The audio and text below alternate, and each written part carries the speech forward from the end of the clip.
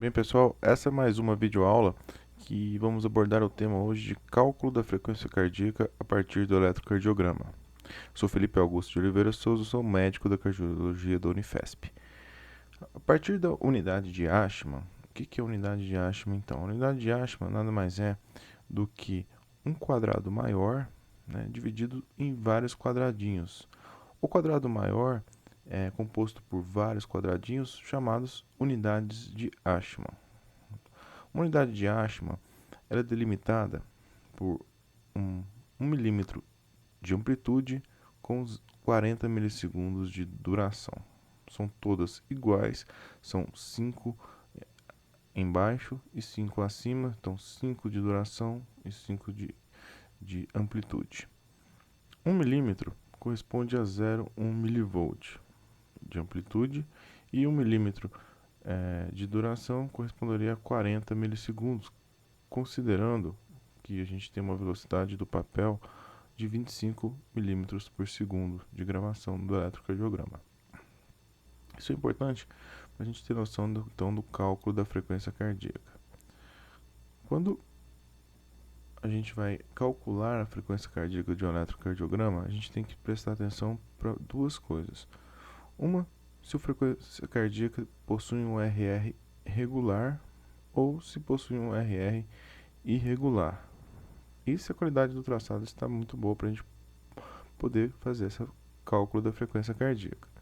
Nesse caso de frequência cardíaca com RR regular, uma regra prática é a gente pegar um RR próximo onde que a gente consiga ver os limites dos quadrados maiores no eletrocardiograma.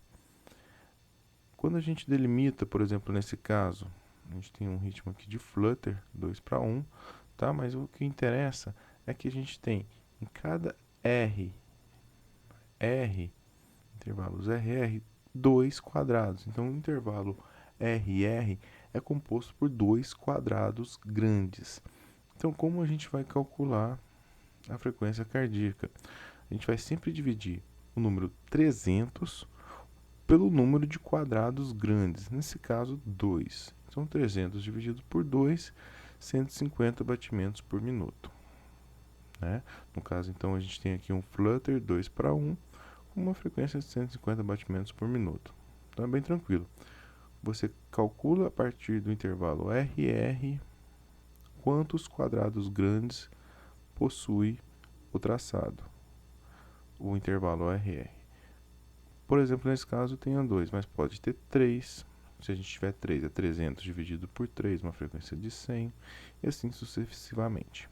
Isso funciona tanto para bradicardias, quanto para taquicardias, quanto para qualquer outro tipo de traçado, desde que a frequência tenha um RR regular. E se tivermos um RR irregular, como nesse caso? Temos então no traçado um ritmo de fibrilação atrial. Então, uma regra prática, a gente fazer a regra de 3. Né? Nós contamos 6 segundos. Então, cada quadrado grande possui 200 milissegundos. Logo, 5 quadrados grandes possuem 1 segundo. Correto? Então, se a gente contar 6 segundos e contarmos quantos complexos a gente tem nesse traçado em 6 segundos, vamos multiplicar o número de complexos pelo número 10 e vamos ter a frequência cardíaca média do traçado, ok? Então, nesse caso, a gente tem 10 complexos QRS em 6 segundos. Então, a gente multiplica 10 por 10.